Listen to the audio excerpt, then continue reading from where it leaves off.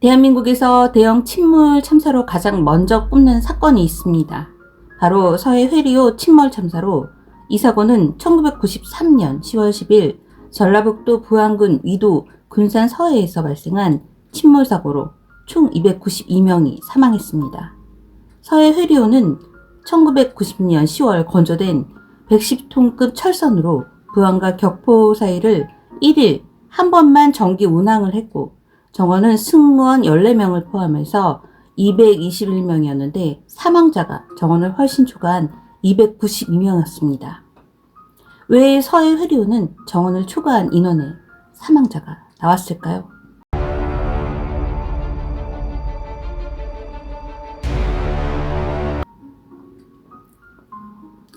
안녕하세요. 저는 미스터리한 사건과 사고를 전하는 크리스비 사건부입니다. 1993년 10월 10일 현철 씨는 공정거래위원회에서 근무하면서 부서 직원 13명과 함께 1박 2일 낚시여행을 가게 됐고 목적지는 서해 변산반도의 작은 섬 위도였습니다. 당시 위도는 낚시를 즐기는 사람들이 많이 찾는 곳으로 사건 당일날도 많은 사람들이 위도를 가기 위해 배를 탔습니다. 현철 씨 옆에 앉은 구송혜 씨는 바다 낚시는 처음이라 기대감에 가득 차 있었습니다. 하지만 배를 타려는 사람들은 그날의 날씨가 심상치 않다고 생각했고 이들 앞에 있는 배는 파도를 뚫기에는 너무 작은 낚싯배라서 걱정이 됐던 것입니다. 하지만 부서 직원들은 설마 나에게 사고가 나겠어?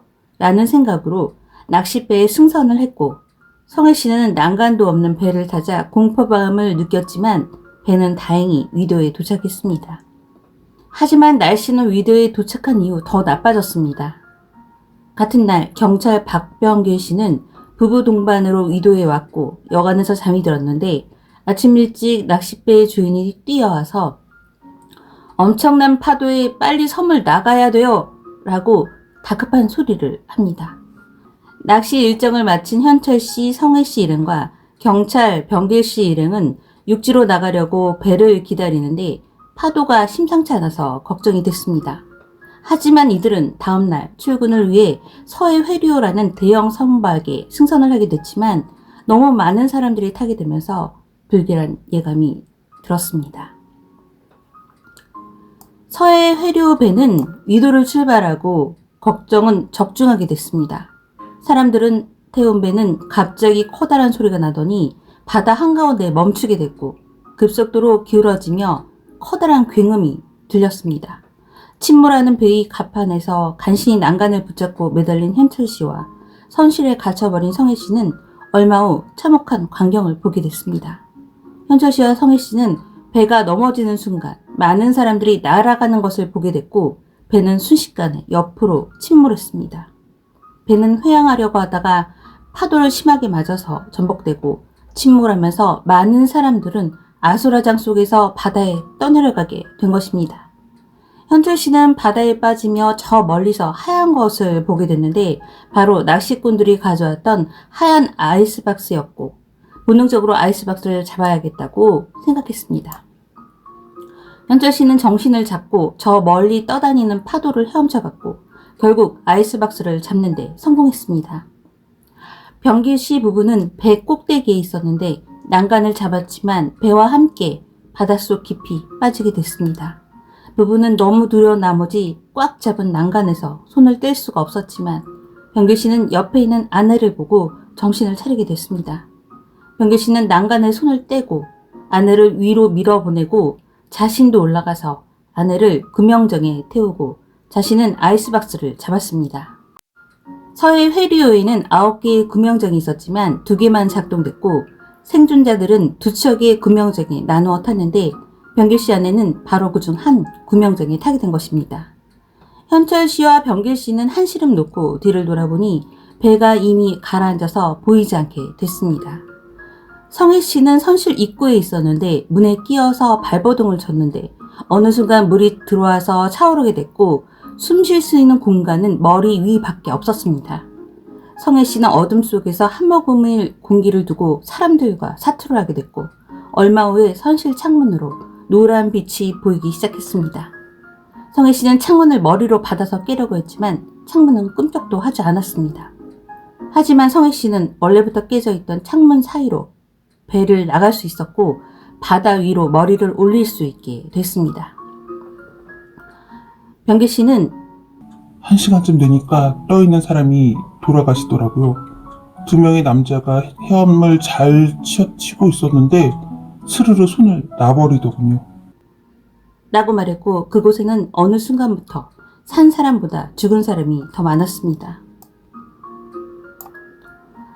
바다에 나온 10톤급 낚싯배의 종국호 이종훈 선장은 근처를 지나가던 중에 무전을 받게 됐고 여객선에 침몰했다는 소식을 듣게 됐습니다. 이종훈 선장은 배에 타고 있던 낚시꾼들을 설득해서 사고 현장을 갔습니다. 선장과 사람들이 도착한 사고 현장은 참혹했는데 여객선은 흔적도 없었고 바다 위에는 시체들이 깔려 있었습니다. 그런데 어디선가 소리가 들렸고 종국호 선장과 낚시꾼들은 바다에 빠진 사람들을 구조했는데 총 44명을 구출하는 데 성공했습니다. 종국호의 더 이상 생존자들을 태울 수 없던 순간 여기저기에서 어선들이 줄지어 나타나기 시작했고 그 배의 수는 무려 46척이었습니다. 하나같이 아주 작은 배로 위험할지도 모르는 사고 현장에 모두 목숨을 걸고 사람들을 구하기 위해서 나서게 됐고 어선들이 구한 사람은 모두 70명으로 병길 씨가 그때 구조된 마지막 70번째 생존자였습니다. 병길 씨는 구조가 되고 구명정에 탄 아내를 걱정을 했는데 어떤 사람이 여인숙이 여자 혼자 울고 있습니다. 남편은 죽고 혼자 살았어요 라고 하더라고요.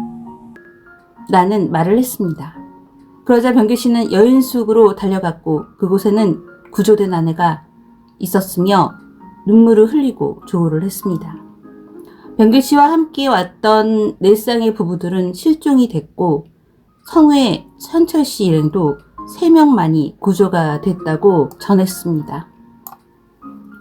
서해 회류호는 1993년 10월 10일 9시 40분 362명의 승객을 태운 배는 부안 격포항을 향해 출발했고 10시 10분쯤 임수도 부근에서 돌풍을 맞았습니다. 하지만 승선 인원은 정확하지 않았는데 적자 운행으로 인해서 하루 한 번만 운행했던 서해 회류 배를 타기 위해 매표소에서 배표를 팔지 않고 승선을 한 후에 배 안에서 티켓을 팔았다고 합니다. 서해 회류는 이전에도 하루에 한 번이 아닌 2번은 운행해달라는 건의를 계속했지만 들어주지 않아서 정원을 초과해서 사람을 실을 수밖에 없어서 이 참사는 예견된 사고였습니다.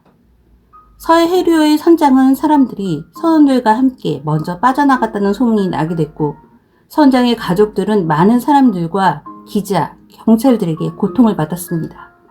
하지만 배를 끌어올리고 선장, 갑판장, 기관장 등의 시신을 발견하고 이들은 침몰 후 사람들을 구하기 위해 노력을 했다는 사실이 밝혀졌습니다. 이 침몰 참사는 정확한 승선 인원을 몰라서 누가 사망하거나 실종됐는지조차 아직도 분명하지 않으면서 남영호, 세월호 참사 등과 함께 대한민국 최악의 해양 참사 중 하나가 됐습니다. 여러분은 어떻게 생각하십니까? 저는 크리스비 사건부였습니다. 시청해주셔서 감사합니다.